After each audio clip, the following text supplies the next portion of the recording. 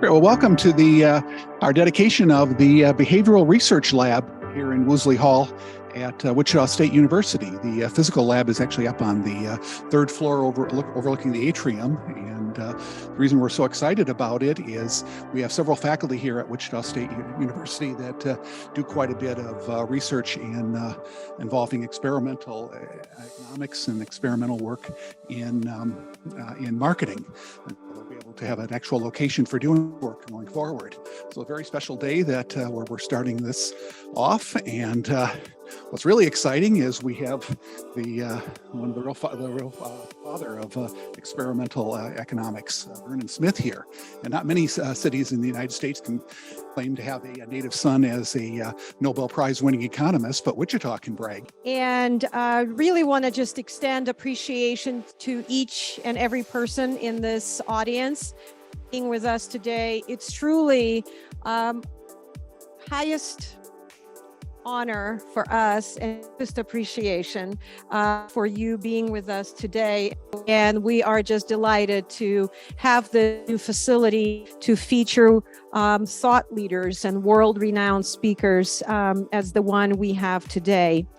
And inside the Woolsey Hall, we have a variety of engagements and immersion experiences. And the focus for today is really, as Ted mentioned, it's the dedication of the Behavioral Research Lab that I hope you will go up to the third floor to look at.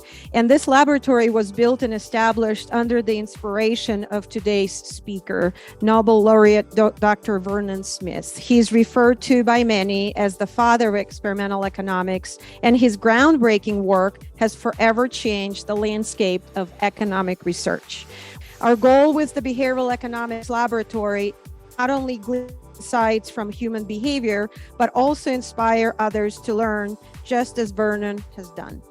I would like to express my personal appreciation on behalf of the entire faculty and staff of the Barton School of Business for accepting our invitation to give your speech today here in your hometown, Wichita. I would like to thank all the faculty and staff members from the Department of Economics, the Department of Marketing, and the Institute for the Study of Economic Growth for making this dream come true. The dream of building this lab in Vernon's hometown and inviting Vernon back to give a speech at this opening ceremony. This is a memorable moment for me, and I'm sure for many of you in the audience. I first met Vernon in the winter of 2010. He gave a talk and established the Smith Experimental Economics Research Lab with my economics professor, Dr. Shandong Qing, and Shanghai Jiao Tong University. I was an undergraduate student majoring in finance at that time. Yes, you heard it right, finance, not economics. However, having the pleasure to sit in his talk completely changed my life. I was so impressed by Vernon's contribution on markets and institutions, and especially how he revolutionized the entire economic community with experimental methodology. He changed the game, and he changed my life.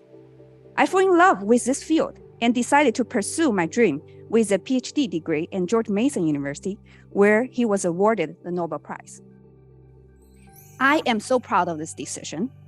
I received my PhD degree. I learned many courses on behavioral and experimental economics and met my husband, another PhD student in Mason. And you know what? He is from Wichita.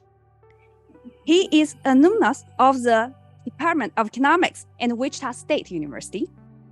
So two of my favorite people in this world are both from Wichita.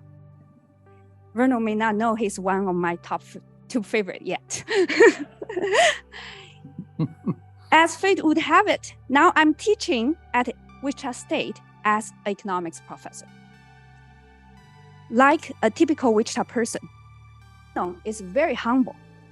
I have heard the story that his dancing partner, along with many friends in his life, never knew that he is a Nobel Prize winner until many years later.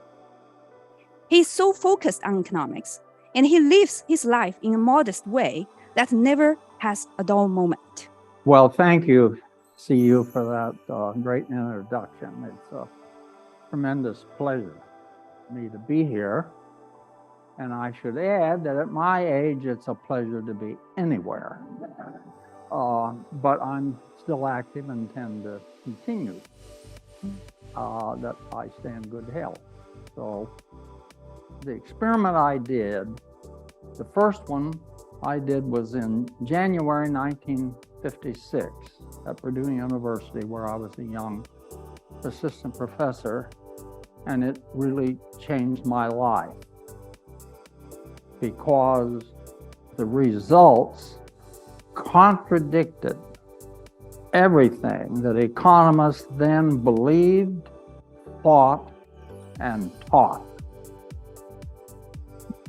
What I discovered in that experiment, and I'm not going to talk about it because it's going to be one of the, I'm going to show you a slide for that shortly, but I was astounded at the results, okay? And so that actually ended up, I did more experiments, and that's what brought me into experimental economics. I assure you, I never intended to get into the field, a new field called experimental economics. And it's important, and so that experiment, you see, proved that our conceptions about markets, what we thought it took to make to be efficient and competitive, turns out that what we believed was wrong. And the learning that we were wrong came from other sources, not only the experiment. More and more people were looking at field data and institutions and so forth. And we're discovering that markets were much more effective, and really